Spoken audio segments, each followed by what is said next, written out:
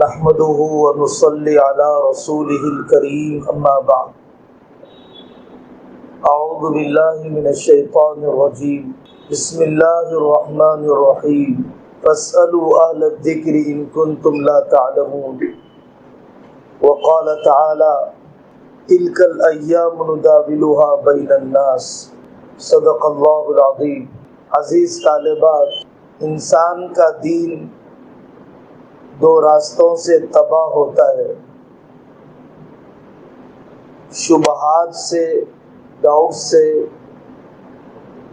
اور دوسرا شہوات یعنی خواہشات سے۔ دونوں کا علاج کرنا پڑتا ہے۔ شبہات اور ڈاؤٹس کا علاج علم سے کیا جائے گا، شہوات اور خواہشات کا علاج نفس کی تربیت سے کیا جائے گا۔ ہمیں اسلامی نظام کے بارے میں پورا یقین ہونا چاہیے۔ اسلام محمدن لا نہیں ہے، یہ محمد صلی اللہ علیہ وسلم کا اپنی ذات سے بنایا ہوا قانون نہیں ہے، یہ اللہ کا بنایا ہوا قانون ہے۔ وما ينطق عن الهوى ان هو الا وحی یوحی۔ دنیا کے سارے قوانین انسانوں کے بنائے ہوئے۔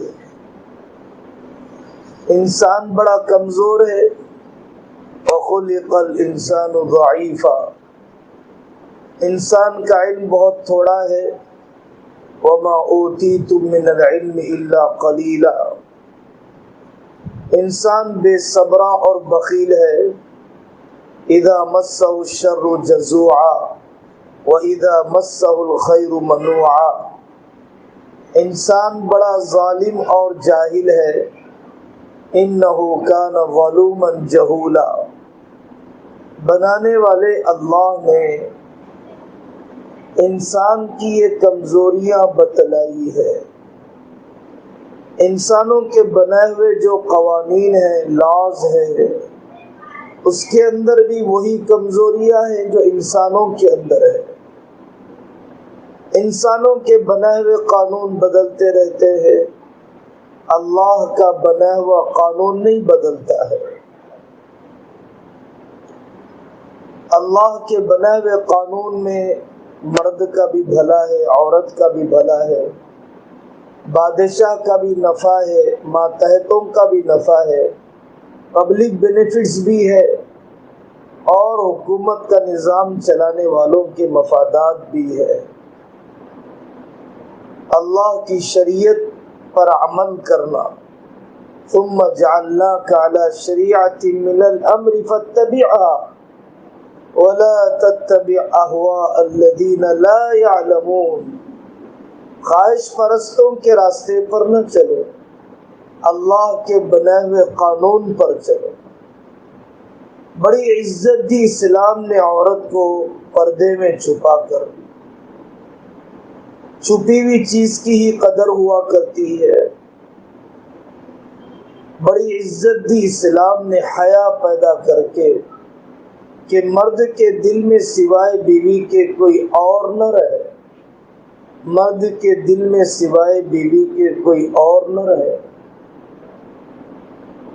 جنت اس کے قدموں کے نیچے ہے اگر یہ ماں بن جائے،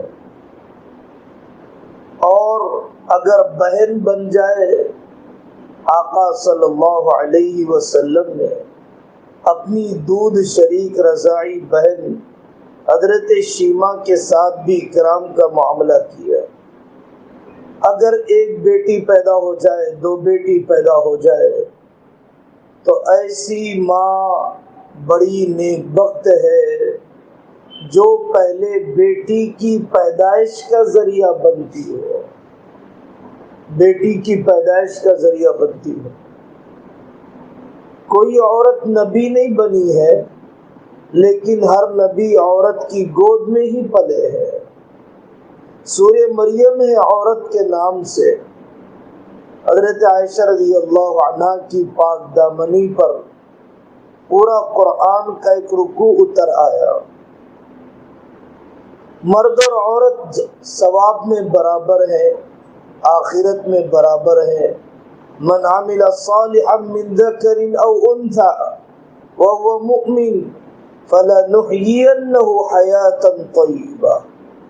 جو لوگ کہتے ہیں کہ ہر اعتبار سے ہم عورت کو مرد کے برابر کریں گے، انہوں نے عورت کو ذلیل تو کیا، بے پردہ تو کیا، اپنی ہوس کے پورا کرنے کا ذریعہ تو بنایا، سامان کے بیچنے کی نوکرانی اور سیلس گرل تو بنایا، نہ تنخواہ میں اضافہ کیا، نہ اس کے گھر کی ذمہ داریوں میں بوجھ اٹھایا، نہ اس کے زچگی کے غم میں ساتھ دیا، نہ بڑھاپے میں اسے سہارا دیا۔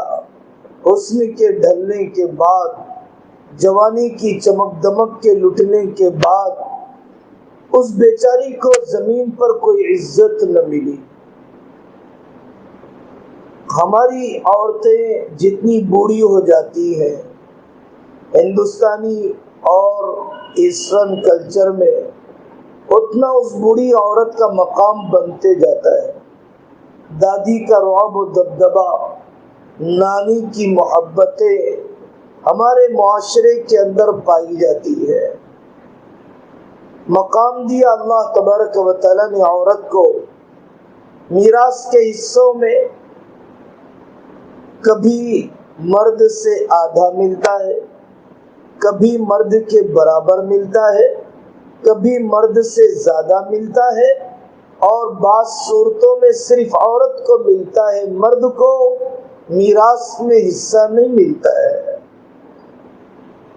فائنینشیل برڈن عورت پر نہیں ڈالا، جنریشن کے کنسٹرکشن کا، نسل کی تعمیر کا عورت کے اوپر بوجھ ڈالا۔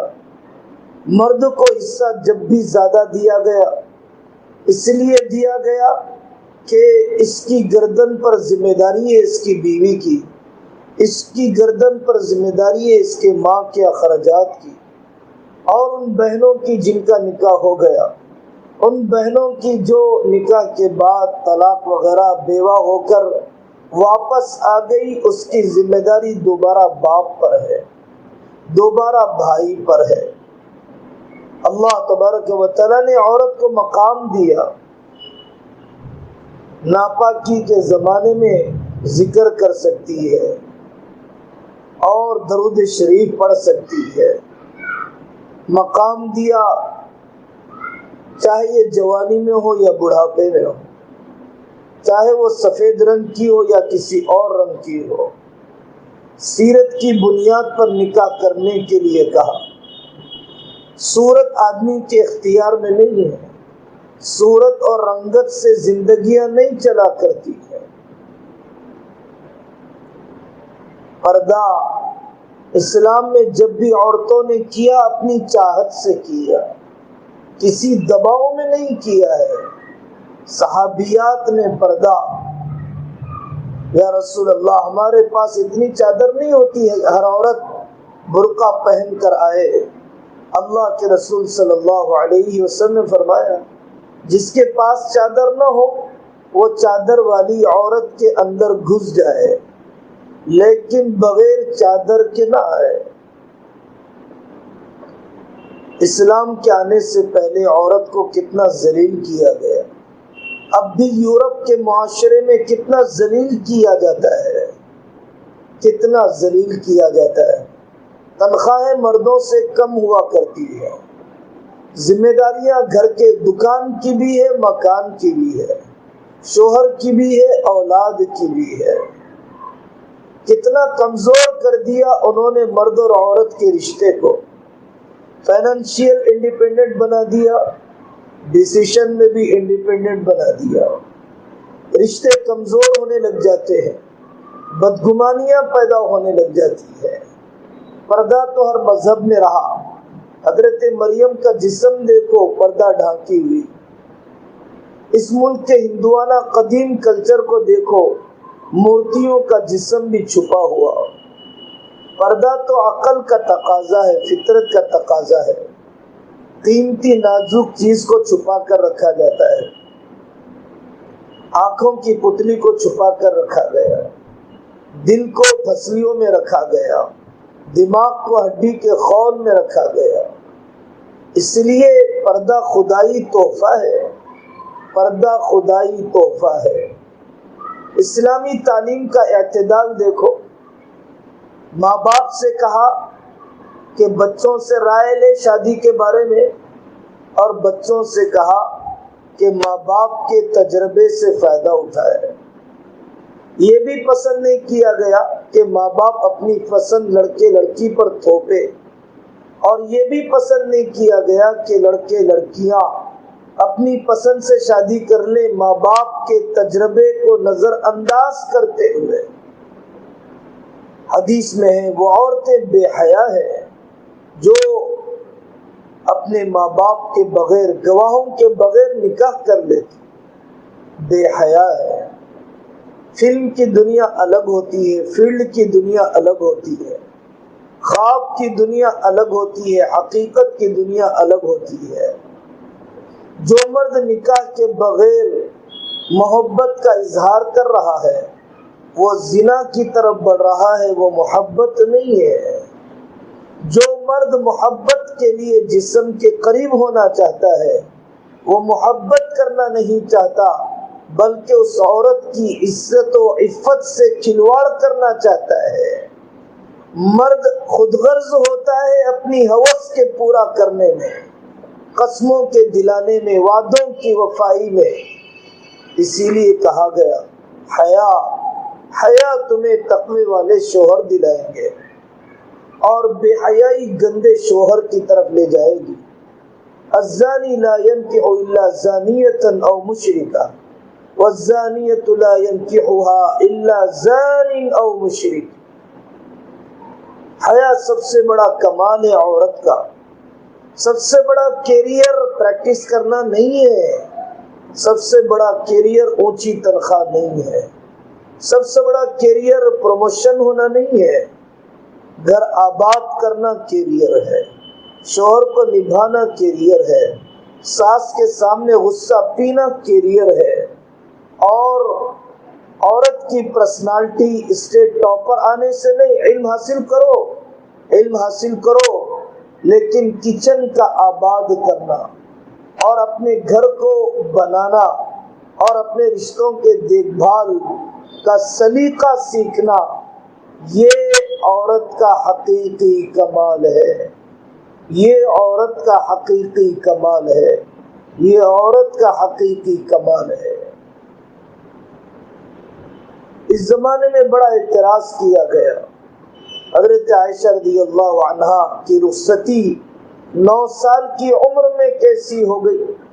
سنو سنو، وہ لوگ جو 3 سال 4 سال کی لڑکیاں بھی جن کے ہاتھوں سے محفوظ نہیں ہے، جن کے پاس نکاح کرنے کا تصور ختم ہو گیا، جہاں پر نکاح کے بغیر ہر دن ایک نئی لڑکی کی زندگی سے کھلواڑ ذمہ داریاں اٹھائے بغیر کیا جاتا ہے، جہاں پر آشرموں میں بڑی تعداد عورتوں کی سڑ رہی ہے، جہاں پر عورتوں کی جوانیاں محفوظ نہیں، نکاح کا انتظام نہیں، ان بیچاروں کو بڑی فکر ہو جاتی ہے کہ حضرت عائشہ رضی اللہ عنہا کی رخصتی 9 سال کی عمر میں کیسی ہو گئی۔ انہیں عورتوں کی عصمت یا بچوں کی عفت بچانے کا غم نہیں ہے۔ یاد رکھو، حضرت عائشہ رضی اللہ عنہا کا نکاح حضرت ابوبکر نے کیا، اور دوسری جگہ سے انکار کر کے حضور صلی اللہ علیہ وسلم سے کی۔ حضرت ابوبکر بڑے رئیس آدمی تھے، سوچ سمجھ کر کیا۔ اگر واقعی یہ عیب ہوتا تو کافروں نے الزام لگایا ہوتا، اگر یہ کوئی گھٹیا حرکت ہوتی یہود و نصارہ نے پروپیگنڈا کر دیا ہوتا۔ ہر ملک کے حالات الگ ہوتے ہیں، گرم ملکوں کے حالات الگ ہیں، ٹھنڈے ملکوں کے حالات الگ ہیں۔ ابھی بھی جاؤ یمن میں دیکھو، ابھی بھی جاؤ عرب ملکوں میں دیکھو، 11 12 سال 13 سال کی عمر میں نکاح ہوتا ہے یمن میں۔ اونٹ کا گوشت، اونٹنی کا دودھ اور اس سے بنی ہوئی گھی کا استعمال۔ بہت سے صحابہ کے نکاح کم عمری میں ہوئے۔ اسلام کے آنے سے پہلے بھی 9-10 سال کی عمر میں نکاح ثابت ہے۔ اس زمانے میں کوئی عیب نہیں تھا اس سماج کے اندر، چونکہ ہمارے سماج میں بوڑھوں کی شادیاں ہوتی ہے، بوڑھیوں کی شادیاں ہوتی ہے، 25 26 28 30، اسی لیے ہمیں اچنبھا محسوس ہوتا ہے۔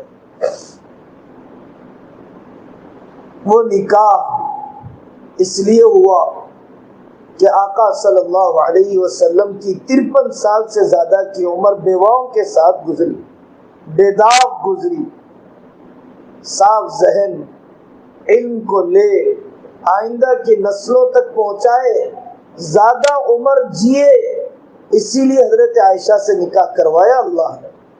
حضرت عائشہ رضی اللہ عنہا حضور کے بعد ابو بکر، عمر، عثمان، علی، حضرت سیدنا حسن، حضرت معاویہ کہ ان زمانوں تک وہ زندہ رہی اور علم کو پھیلاتی رہی۔ حضرت عائشہ رضی اللہ عنہا آقا صلی اللہ علیہ وسلم کی گھریلو زندگی کو نقل کرتی ہے۔ اس زمانے میں جو ہندو بھائیوں کے یہاں نکاح ہوئے وہ تو اس سے بھی کم عمر میں ثابت ہے۔ حضرت مریم کا نکاح ہوا بائبل کے مطابق، حضرت مریم علیہ السلام کا نکاح ہوا بائبل کے مطابق، کم عمری میں ہوا۔ اگر یہ الزام حضرت عائشہ رضی اللہ عنہا پر آتا ہے تو بہت سارے مقدس اور عظیم شخصیتوں پر بھی آتا ہے۔ حضرت عائشہ رضی اللہ عنہا فرماتی ہے، میرے سے بڑا خوش قسمت کون ہے؟ شوال میں میری رخصتی ہوئی، شوال میں میرا نکاح ہوا، آقا صلی اللہ علیہ وسلم دنیا سے پردہ فرما گئے، میری گود میں فرما گئے۔ حضرت عائشہ رضی اللہ عنہا کی والدہ ککڑی اور کھجور کھلایا کرتی تھی ان کو نکاح کے قابل بنانے کے لیے، جسم کی نشو و نما کو درست کرنے کے لیے، پروپیگنڈے سے متاثر نہ ہو جائے، آدمی اپنے ایمان کو کھوکھلا نہ کرے، سچائیوں کو پڑھے، علماء کے بیانات سے فائدہ اٹھائے، شک کی سوئی کو اپنے دل سے نکالے۔ چور نے چوری کی، پوٹلا نہیں اٹھایا گیا، لوگ بھاگنے لگے چور چور چور، تو چور بھی پوٹلا پھینک کر بھاگنے لگا، چور چور چور۔ دنیا میں جنہوں نے فرسٹ ورلڈ وار لڑی، جنہوں نے سیکنڈ ورلڈ وار لڑی، جنہوں نے انسانوں کو تباہ کر دیا لاکھوں کی تعداد میں، ہٹلر کوئی مسلمان نہیں تھا، اور جنہوں نے عراق میں، سیریا میں، مصر میں، یمن میں، افغانستان میں تباہی مچائی، وہ مسلمان نہیں تھے، وہ عیسائی ہیں، عیسائی ملکوں سے تعلق ہے۔ چور کی گردن پر بڑا گٹھر ہے جرموں کا، کون ہے؟ افریقہ کو لوٹنے والے فرانس کے گوری چمڑے والے ہی تو ہے، کون ہے ہندوستان کو لوٹنے والے؟ برٹش گورنمنٹ ہی تو ہے۔ پرتگالیوں نے کتنی کالونیزم اور سامراجی طاقتوں کو بڑھایا، لیکن چائنا نے کتنے ملکوں پر زیادتی کی جن کی تاریخ خون سے بھری پڑی ہے، ظلم و ستم سے بھری پڑی ہے۔ اس ملک میں آج بھی ماب لنچنگ کرنے والے، فسادات شروع کرنے والے، اسلام کے آنے سے پہلے دلت کو برہمن کے ذبح کرنے کے واقعات اور بدھسٹوں کو برہمن کے کاٹنے کے واقعات اس ملک کی تاریخ میں لاکھوں کی تعداد میں ہے۔ ان بیچاروں کو اعتراض ہے حضرت رسول اللہ صلی اللہ علیہ وسلم کے جہاد پر، ان کے قتال پر، حالانکہ آقا صلی اللہ علیہ وسلم نے کبھی کسی عورت پر ہاتھ اٹھانے کی اجازت نہیں دی، کسی بچے کو قتل کرنے کی اجازت نہیں دی، کسی کے کان ناک کاٹنے کی، مسلح کرنے کی میدان جنگ میں اجازت نہیں ہے، جلانے کی اجازت نہیں ہے۔ آقا صلی اللہ علیہ وسلم کے زمانے میں جتنے صحابہ اور کافر شہید ہوئے ان کی تعداد 800 سے زیادہ نہیں ہے یا 1200 سے زیادہ نہیں ہے۔ اتنے کم جانی نقصان کے ساتھ آقا صلی اللہ علیہ وسلم نے، خلفائے راشدین نے آدھی دنیا پر امن قائم کر دیا، آدھی دنیا سے بدامنی کا خاتمہ کر دیا۔ پڑھو اپنے بڑوں کی تاریخ، عثمان امپائر، خلافت عثمانیہ کو پڑھو، مغلیہ سلطنت کو پڑھو، اسپین کی کہانیوں کو پڑھو۔ 650 سال، آدھی سے زیادہ دنیا، خلافت عثمانیہ، پاسپورٹ نہیں، بارڈر نہیں، جنگ نہیں، مذہبی آزادی پر پابندی نہیں، اسلام کو تھوپا نہیں گیا، خانہ جنگیاں نہیں چھیڑی گئی، ہتھیار بیچ بیچ کر کاروبار نہیں کیا گیا، بے حیائی کے اڈے نہیں، سود و بیاج اور بینکنگ کا سسٹم نہیں، گٹکے شراب کے ذریعے سے ملک کی اکانومی کو ڈیولپ نہیں کیا گیا، فلم انڈسٹری کے ذریعے سے ملک کی بیٹیوں کا ننگا ناچ عام نہیں کیا گیا۔ یہ خلافت عثمانیہ ہے، یہ خلافت عثمانیہ ہے، 650 سال۔ یہ مغلیہ سلطنت ہے، 750 سال۔ 100 سال ہے اسپین کے، اندلس کی حکومت کے۔ ساری کمزوریوں کے باوجود انہوں نے جو دنیا کے نظام کو چلایا، بہت ہی انسانیت کا خیال رکھا، مذاہب کا خیال رکھا۔ لیکن جو لوگ اسلام کی تعلیمات پر اعتراض کرتے ہیں ان سے اپنے قتل و غارت گری کا ٹوکرا اور تھیلا اٹھایا نہیں جاتا ہے۔ اسی لیے وہ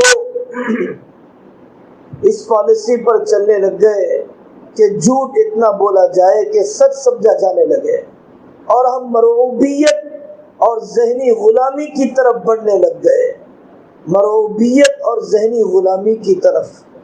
وہاں غربت کا خاتمہ ہوا، وہاں زکوٰۃ کو رواج دیا گیا، وہاں پر ایگریکلچر سسٹم کو ڈیولپ کیا گیا۔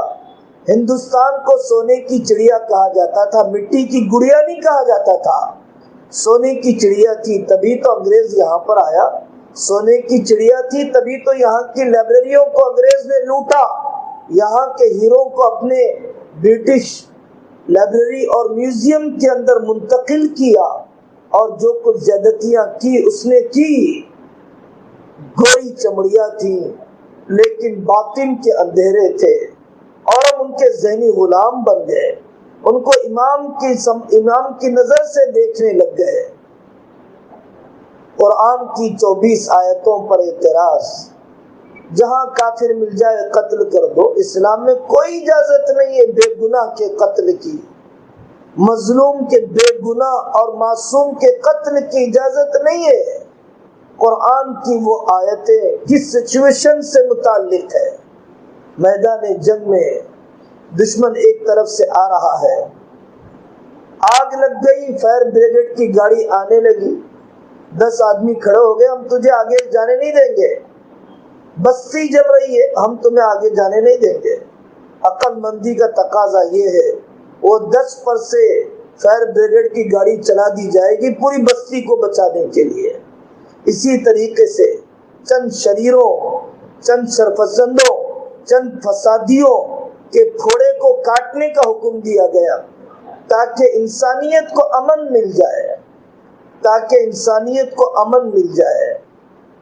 اسلام کی قتال کی تعلیم یہ ہے، قتال جو کیا جاتا ہے، جہاد جو کیا جاتا ہے، وہ کفر کے خاتمے کے لیے نہیں، ظلم کے خاتمے کے لیے۔ کیا اللہ کے رسول صلی اللہ علیہ وسلم نے مدینہ پاک کے سارے یہودیوں مشرکوں کو ختم کر دیا؟ آپ نے تو اگریمنٹ کیا کہ سب لوگ برابر حقوق کے ساتھ کیسے رہیں گے۔ مکہ مکرمہ میں آپ نے الائنس کیا قریش کے سارے قبیلوں کے ساتھ کہ ہم ظالم کے خلاف متحد ہو کر کیسے کام کریں گے۔ آپ نے کتنی بہترین سوسائٹی بنائی، آپ نے کتنا منصفانہ پولیٹیکل سسٹم ڈیولپ کیا۔ وہاں پر کالے گورے کا فرق نہیں تھا، وہاں دلت اور شودر کا فرق نہیں تھا کہ ایک ملک کا پریزیڈنٹ بھی مندر میں نہیں جا سکتا ہے اس لیے کہ وہ دلت ذات کا ہے۔ ایک ملک کا پریزیڈنٹ اس سے ایک پرائم منسٹر ملاقات کرنا نہیں چاہتا ہے اس کے ریٹائرمنٹ کے دن، اس لیے کہ وہ گھٹیا ذات سے تعلق رکھتا ہے۔ ایک گھٹیا ذات کی عورت کو پریزیڈنٹ بنایا جا رہا ہے تو اس کرسی کی پوجا کی جاتی ہے، اس لیے کہ ہم گھٹیا ذات کی عورت کو بٹھا رہے ہیں، کہیں ہمارا خدا ناراض نہ ہو جائے۔ یہ تعلیمات نہیں تھی۔ میں قربان جاؤں اسلام پر، غلاموں کو اسلام نے بادشاہوں کی سی عزت دی ہے۔ اسلام نے غلاموں کو بادشاہوں سے بڑا کر دیا۔ تاریخ پوری سالم مولا حذیفہ کی، تاریخ پوری حضرت نافع کی کہ جن لوگوں کو اصل تو وہ غلام تھے عطا ابن ابی رباح، لیکن حج میں اعلان کر دیا جاتا کہ عطا ابن ابی رباح موجود ہے، کوئی اور مسئلہ نہ بتلائے۔ غلام مکہ مکرمہ میں بیٹھے ہوئے حدیث کا سبق دیتا ہے، غلام سے علم حاصل کرنے کے لیے صحابہ جاتے ہیں، سید جاتے ہیں۔ تو میری دینی بہنوں، اپنی معلومات کو بڑھاؤ، اپنے ایمان کو بچاؤ، اپنی تاریخ کو پڑھو۔ نیو ایجوکیشن پالیسی کے زہریلے اثرات سے اپنے آپ کو اور اپنی نسلوں کو محفوظ نہیں رکھا جا سکتا ہے اپنی تاریخ سے جڑے بغیر، اپنی تاریخ کو سمجھے بغیر، اپنے بڑوں کے کارناموں سے واقفیت کے بغیر۔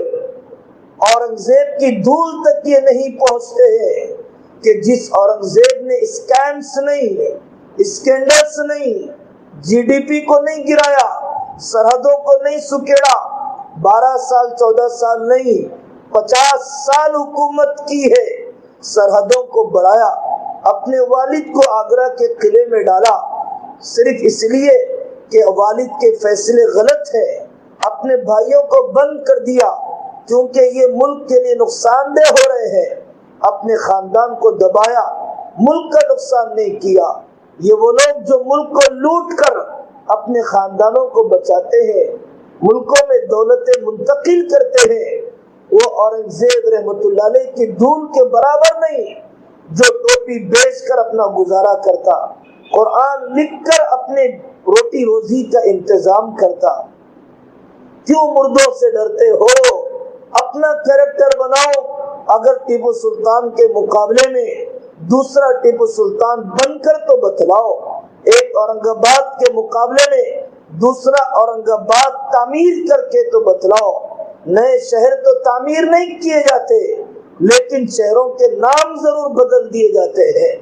کھسیانی بلی کھمبا نوچے، چاند پر تھوکنے سے چاند کا مقام نہیں گر جایا کرتا ہے، اور کتے کے بھونکنے سے ہاتھی کی رفتار کم نہیں ہو جاتی ہے، اور ہاتھی کتے کے بھونکنے کی وجہ سے وہ کتا ہاتھی کی ہائٹ اور اس کی قامت تک نہیں پہنچ پاتا ہے۔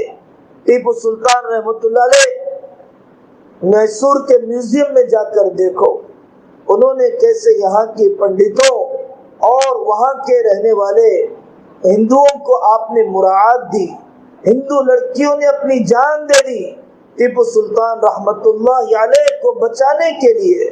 کیسے نماز کا پابند اور کیسے ملک کا وفادار، اپنی تاریخ سے ناواقفیت کے نتیجے میں ہمارے اندر خوف کی کیفیت، مایوسی کی کیفیت پیدا ہونے لگ جاتی ہے، اسلامی احکام سے ناواقفیت، اندھا دھند طلاق دے دو، 3 طلاق دے دو، یہ اسلام کی تعلیم نہیں ہے، یہ ہماری جہالت ہے۔ شریعت کو حکومت سے خطرہ نہیں ہے، ہماری جہالت سے خطرہ ہے۔ شریعت نے کہا کہ دین کی بنیاد پر نکاح، شریعت نے رائٹس اور لمٹس بتلائے۔ ماں کی محبت میں بیوی پر ظلم نہ کرنا، اور بیوی کی محبت میں ماں کو نظر انداز نہ کرنا، بہنوں کی محبت میں بیوی پر زیادتی نہ کرنا، اولاد کے غم میں ماں باپ کو نہ بھلا دینا۔ مرد کو صبر سکھلایا گیا، غصہ پینا سکھلایا گیا، عورت کو گھر آباد کرنا بتلایا گیا۔ انبن ہو جائے خاندان کو بٹھاؤ، بستر الگ کرو، سمجھاؤ، پیار کی زبان بولو، دعا کرو، اللہ والوں کی صحبت میں جاؤ، گھر میں داخل ہوتے وقت سلام کرو، اپنی نگاہوں کو پاک کرو، تقوی کی زندگی گزارو۔ نہیں ہوتا ہے، صلح نہیں ہوتی ہے، ایمرجنسی ایگزٹ چاہیے۔ اگر ایمرجنسی ایگزٹ نہ ہو تو دوسرے مذہبوں کی طرح بیوی سے جان چھڑانے کے لیے لوگ قتل کر دیں گے بیویوں کا۔ سلنڈر نہیں پھٹتا ہے، چولہے میں ساڑی نہیں چلی جاتی ہے، قتل کیا جاتا ہے بیویوں کا، کیونکہ چھٹکارے کا کوئی راستہ نہیں ہے ان کے مذہبوں میں۔ طلاق یک طرفہ مرد کی طرف سے زیادتی کا نام نہیں ہے، عورت کو بھی اختیار دیا گیا، خلا کا اختیار دیا گیا اسلامی قاضی کے پاس اپنی فریاد کے سنانے کا۔ اسے 100% غلام نہیں بنا دیا گیا، اسے مرد کے پلے نہیں باندھ دیا گیا، لیکن اسے طلاق کا اختیار اس لیے نہیں دیا گیا کہ وہ ایموشنل اور جذباتی ہوا کرتی ہے، اور جو آدمی جذباتی ہوتا ہے وہ فیصلہ صحیح کر نہیں پاتا ہے، اور مرد عام طور پر جذباتی نہیں ہوتا۔ مہر کی ذمہ داری مرد کی ہے، ماہانہ خرچ دینے کی ذمہ داری مرد کی ہے، ٹھکانہ دینے کی ذمہ داری مرد کی ہے، اولاد مرد کی ہوتے ہیں، اسی لیے مرد زیادہ سوچتا ہے کہ کہیں بچوں کی ماں میری ہاتھ سے نہ نکل جائے، اس لیے مرد کو اختیار دیا گیا۔ وہ مرد کہلائے جانے کے قابل نہیں جو عورت کے غصہ ہونے پر غصہ ہو جائے۔ حلالے پر بڑا اعتراض، حلالہ مرد کی غیرت کو جھنجھوڑا گیا۔ 3 طلاق کون دیتا ہے جس کو دوبارہ گزر بسر کرنے کا ارادہ نہ ہو؟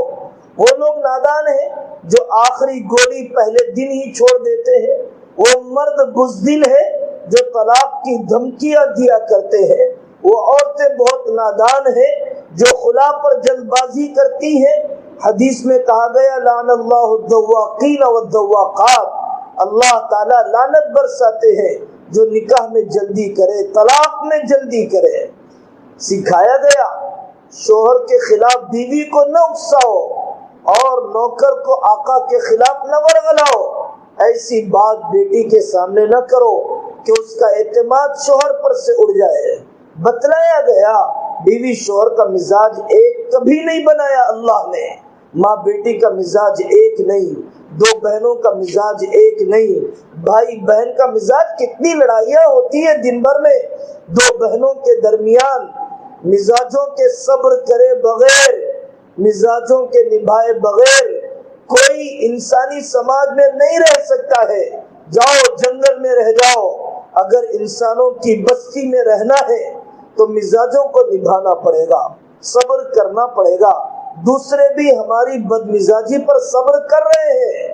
مرد کو غیرت دلائی گئی، اور حلالہ کوئی ایسا عمل نہیں ہے کہ اگریمنٹ کیا جائے کہ فلانے کے پاس وہ وقت گزارے، پھر وہ فلانا طلاق دے، پھر پہلا مرد نکاح کرے۔